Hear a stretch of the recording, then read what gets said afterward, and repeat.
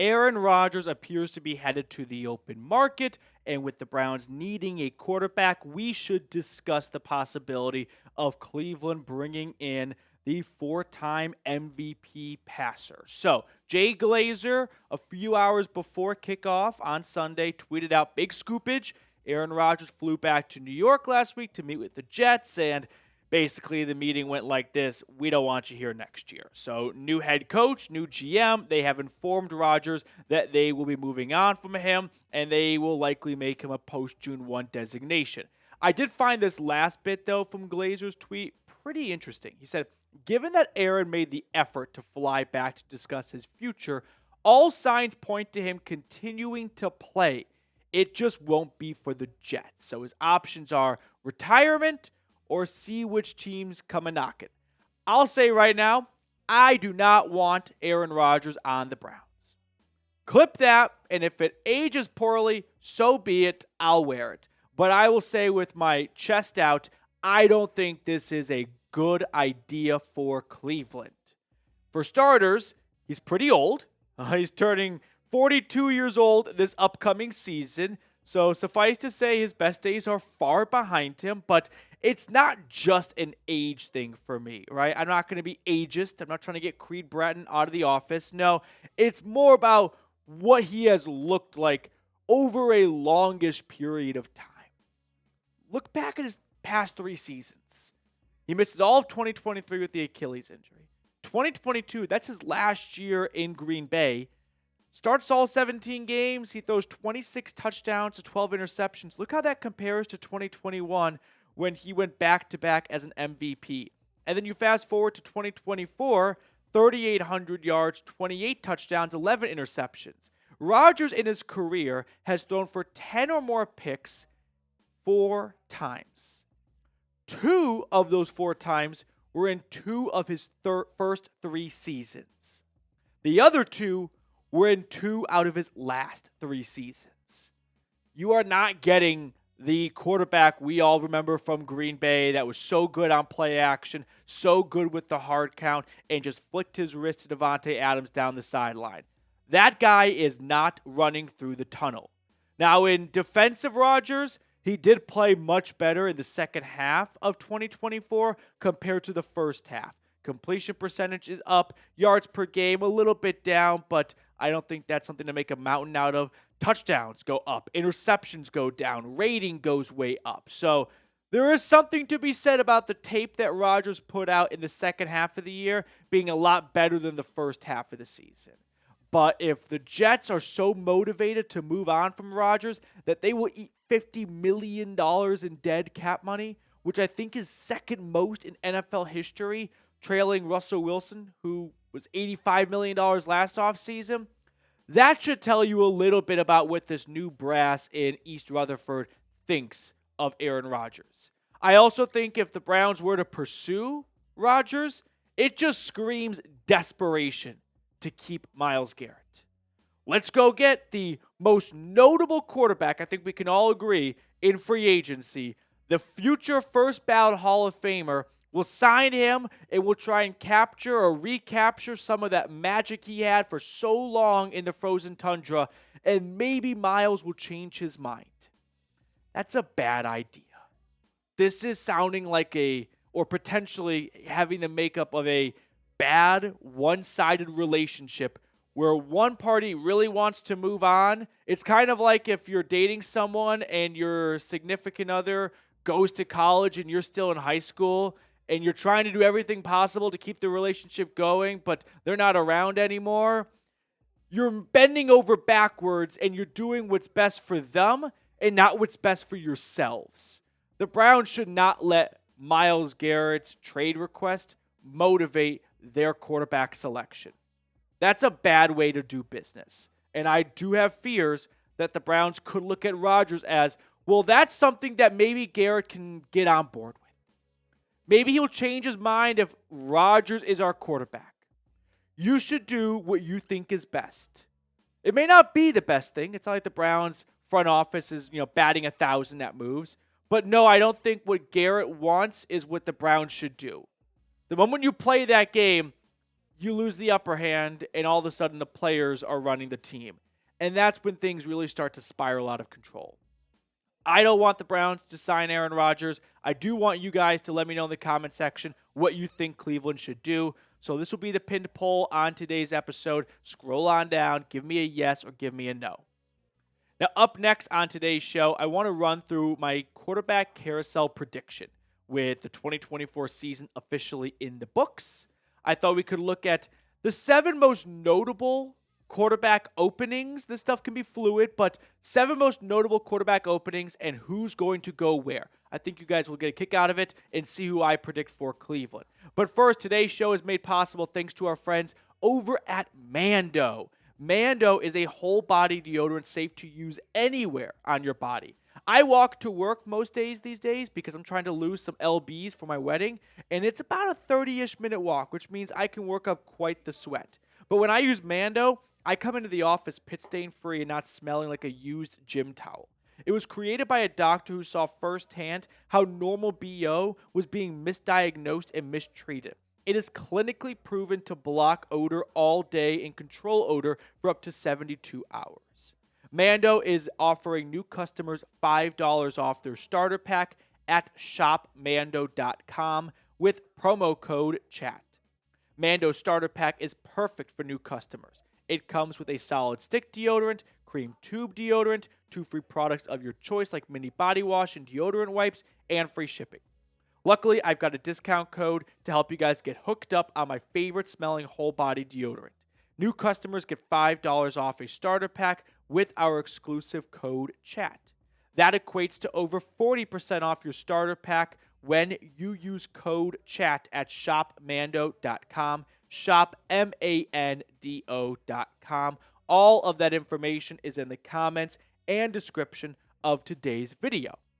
So let's jump into my quarterback predictions carousel, starting with the team picking first in the NFL draft, and I'll go in the order of the draft, the Tennessee Titans. I think the Titans are going to pick Cam Ward. Right now, they might be trying to create this illusion of, hey, we're open to selling the pick, but I've heard this a million times from teams picking towards the top.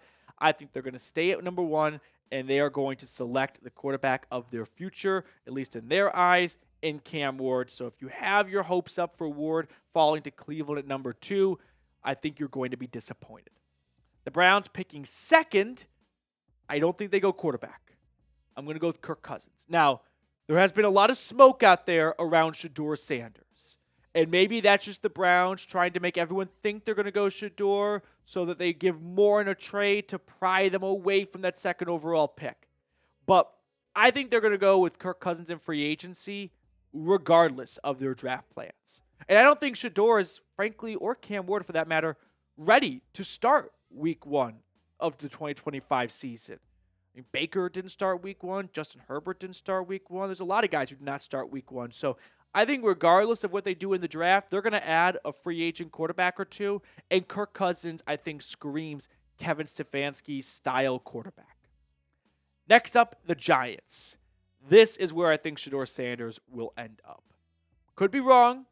Not going to die on this hill. But I think not if the Browns go quarterback in free agency, but I think the Browns are going to want to go with Abdul Carter if they lose Myles Garrett. So Shedeur falling to the G-men at number 3. Brian Daboll and Joe Schoen, I think, have the hottest seats in the NFL right now. They churned out an awful 2024 season. Their owner was very public that pressure is on. They're not happy with the results so far. And after watching Saquon Barkley win a Super Bowl in his first year with the Eagles, I think GM Joe Schoen is going to maybe panic a little bit and maybe not make the pick that he thinks is the best, but he needs to get butts in seats. He needs to get that fan base re-energized with the team. And I'm not sure that happens with Mason Graham, but it probably happens with Shedeur Sanders. This one is where things start to get, all of it's a bit of a crapshoot, but with the Raiders, I'm going to go with Russell Wilson. I like the Pete Carroll reunion. There's a lot of conflicting chatter coming out of Pittsburgh about whether or not they want to bring back Russ. Albert Breer said a few days ago he thinks it's going to be a separation. I'm hearing reports today that might not be the case, but I think that Russ who has wanted to go to Raiders or to go to Vegas for a little while now, is going to reunite with Carroll. Those two have made up a little bit since the separation in Seattle, and I think it's a good fit for Las Vegas and for Russ. The Jets. I struggled with this one. I'm going to go with Tyrod Taylor, our old friend. He signed a 2-year, $12 million contract last offseason. There's no one great in the draft when New York is likely picking. So, sure, they probably take a quarterback in day 2 or day 3. But I don't think that quarterback's going to be ready for week 1 of 2025. So, why not just roll it with Tyrod Taylor? He used to be my favorite player to take in Madden, like Ultimate Team, because he was so fast coming out of Virginia Tech. The Steelers are up next. If they don't bring back Russ, I think they bring back Fields. There seems to be a lot of internal optimism on Fields. And the fan base, after the way the 2024 season ended with all those consecutive losses and Wilson not playing well, it seems to be like they want to go a different direction. And I think that they could view Fields as a really good option after 1 year in Pittsburgh already, learning the offense, and now they're ready to kind of unleash him, so to speak. Finally, the Vikings. I think they bring back Sam Darnold. I do. Based on all the comments that Kevin O'Connell has made, who they just gave a big fat contract extension to, he sounds like someone who has a major say in what happens at quarterback. And right after their postseason loss, he said, don't judge Darnold based on the last 2 games. Look at the entire body of work. I got a tough time believing they're going to let this guy just walk out the front door. If he doesn't go to Minnesota, my prediction is he goes to the Raiders. So here are the 7 openings I've got right now. I don't think I forgot anyone, but this is what I'm going with here to begin the 2025 offseason for all 32 teams. We will see how this puppy ages in a couple of months, but that's what I've got for the time being. And then Brown specific here, like I said, I think they're going to add 1 to 2 veteran free agent QBs and then draft a rookie as well. This to me seems like the best incubator for getting the best quarterback out there. Watson will be on the PUP list for the entire 2025 season. Just out of sight, out of mind. So tier 1/2 veteran, that could be Darnold, Kirk Cousins, Aaron Rodgers. Tier 3/4, that could be Mac Jones, Trey Lance, someone like that. So you bring in 2 veterans, which they did last offseason with Jameis and Tyler Huntley. You draft a rookie and bye-bye DTR. So who's going to be the week 1 starter? Will it be a rookie or will it be a veteran? I think veteran, but there is a lot of, I would say, pressure to probably get this fan base back in love with this team. And a great way to do that, and it's just a short-term fix possibly, is a rookie QB. Does not always age super well, but, short-term relief, that's the best path. Let's pick a card to wrap up today's episode. Reed, still a champion. Currently champion, yes. Yeah, I can't imagine what it's like to watch a Super Bowl with stress. Oh, I've never had that happen. I was shaking. Yeah. The beginning of the game was rough. Mm-hmm. I felt my heart pounding. I could not get up. I just sat there and watched. And then when we scored the first touchdown, it was awesome. And then when we picked Patrick Mahomes off twice, I felt pretty good. Which card do you want to go with? The nerves went down. Yeah, true. I'm going to go with 2 of Hearts. I'm going to say, I was thinking 8 of Clubs. That's a bad guess because it's wrong. So I'll audible to 10 of Spades. So close. Jack of Spades. Jack of Spades. I'll see you guys tomorrow.